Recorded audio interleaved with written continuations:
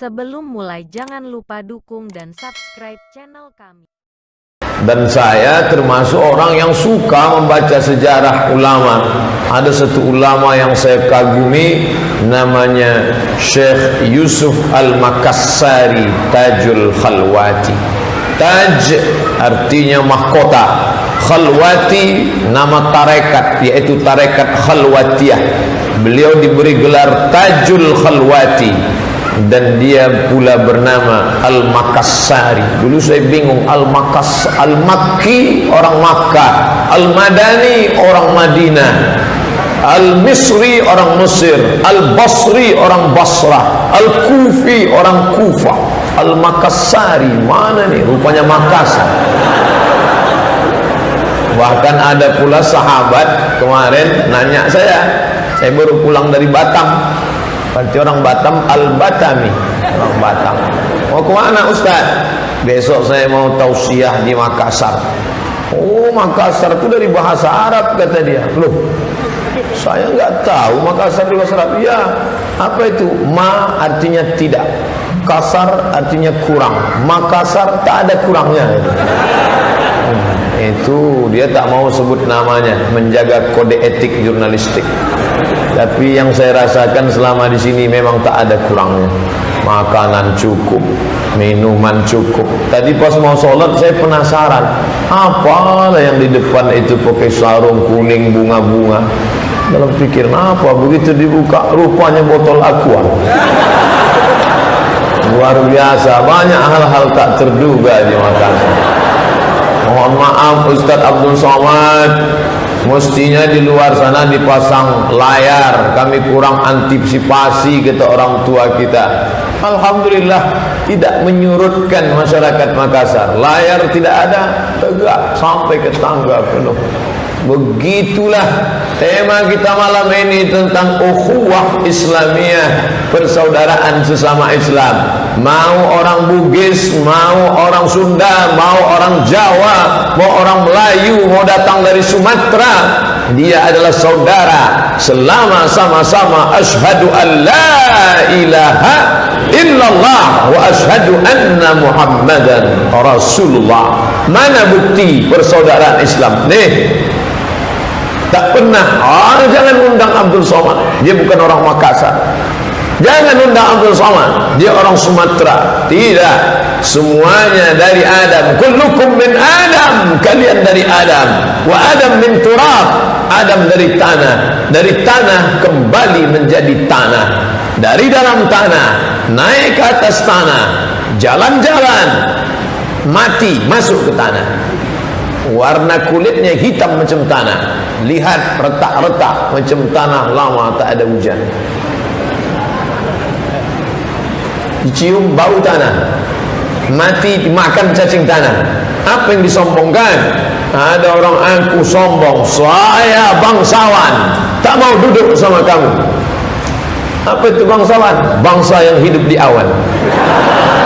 Bawaannya mau meninggi aja ngomongnya.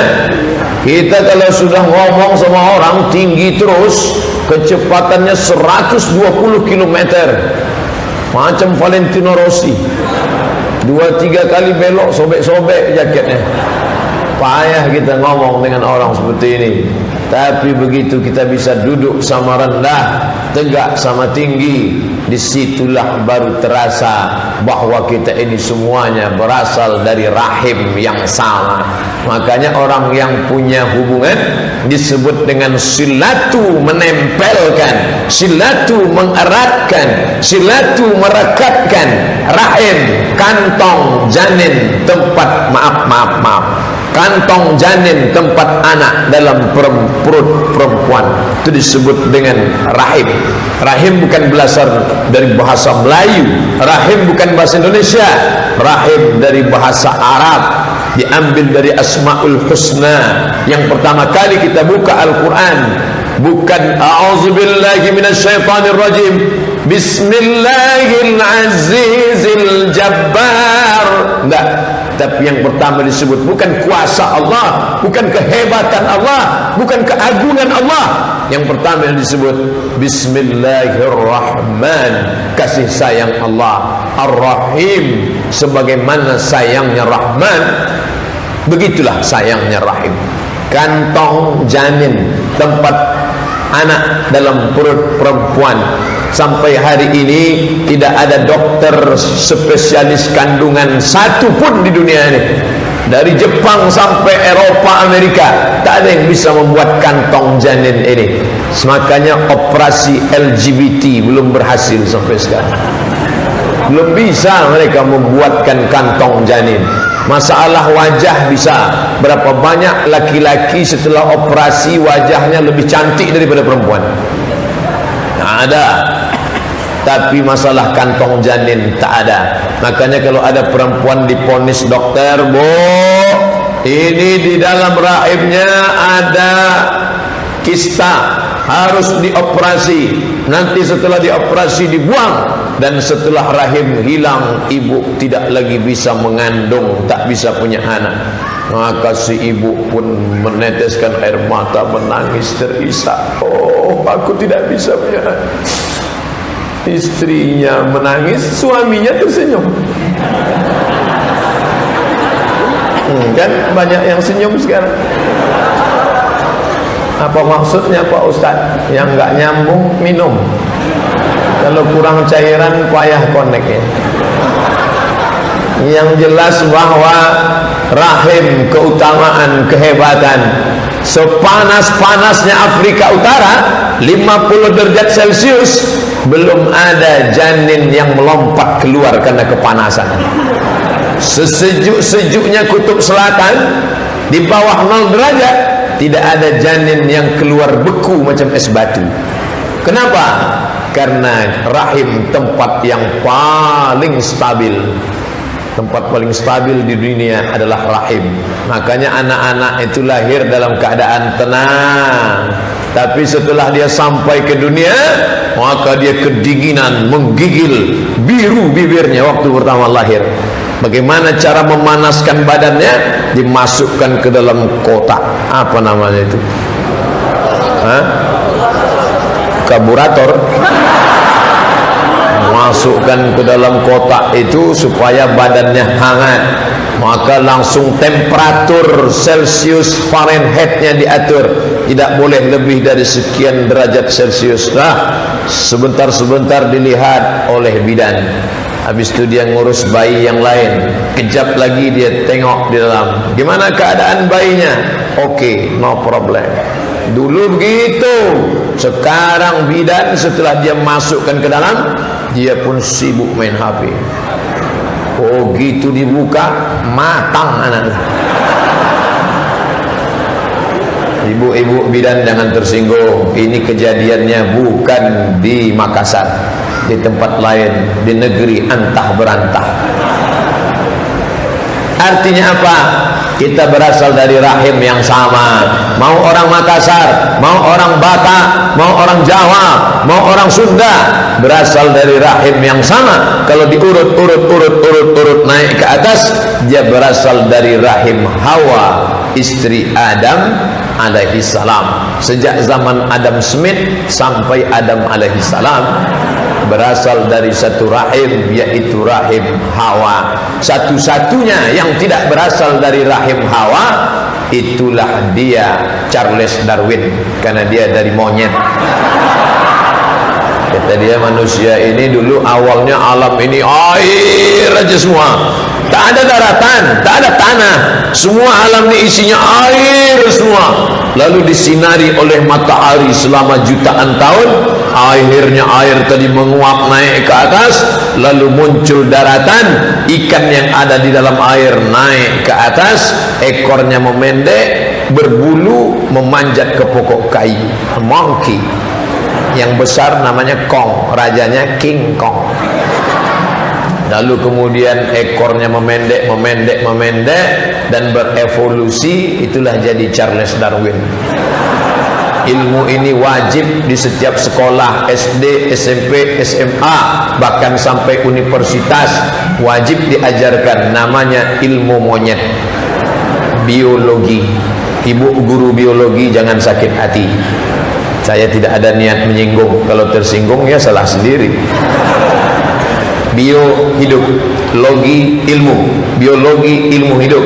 Karena kita berasal dari hidup yang di sana. Dalam Islam tidak. Nah, kau berasal dari Nabi Adam alaihissalam. Kalau asalnya satu, kenapa kulitnya macam-macam?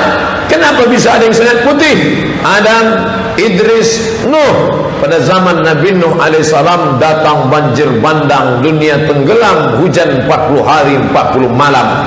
Maka anak Nabi Nuh tinggal 3, Sam, Ham, Yafes. Sam Abul Arab, bapaknya orang Arab, orang India, orang Pakistan, orang Bangladesh, orang Yahudi. Itulah dia Sam.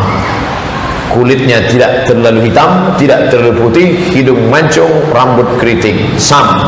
Sedangkan Ham Abul Aswad, bapaknya orang berkulit hitam. Semua yang di Afrika itu hitam. Lalu kemudian Yafes. Yafes ini bapak nenek moyangnya orang yang berkulit putih. Ada kulit putih, sangat putih, sampai warnanya pun tak ada. Ada yang kulit hitam, sampai semuanya hitam, tapak tangan pun hitam. Ada yang satu lagi yang sedang. Lalu kita ini keturunan yang mana? Sam bukan, Ham bukan, Yafes bukan. Kita ini disebut dengan India belakang. Menikah India dengan Cina, lalu yang diambilnya yang jelek-jeleknya aja. Kulit si India diambil, pas hidung Cina diambil, pas rambut Cina lurus diambil. Nah, itulah nasib lah. Baik yang dimuliakan Allah SWT. Vietnam, Laos, Kamboja, Thailand, Filipina, Indonesia, Malaysia, Brunei Darussalam. Itu semua bentuknya sama. Hanya saja yang satu dilalui oleh Islam, langsunglah mereka ini bersyahadat, sedangkan ini tidak. Islam datang tidak melalui darat. Kalau dia melalui darat, India turun ke Bangladesh, maka pasti yang dilewati dari Bangladesh ke Sumatera itu Islam semua. India, Bangladesh, Thailand masuk Sumatera. Tapi karena Islam tidak datang lewat darat, dari India langsung ke pulau Sumatera, maka yang dilewati itu tidak Islam.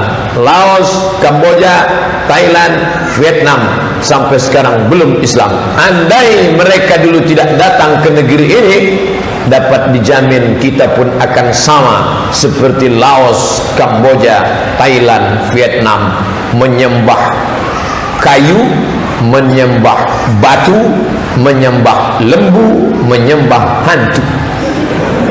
Tapi alhamdulillah, sejak mereka datang ke tempat kita, kita semuanya bersyahadat, asyhadu an la ilaha illallah wa asyhadu anna muhammadar rasulullah. Al-muslim, orang muslim, akhul muslim, bersaudara dengan muslim.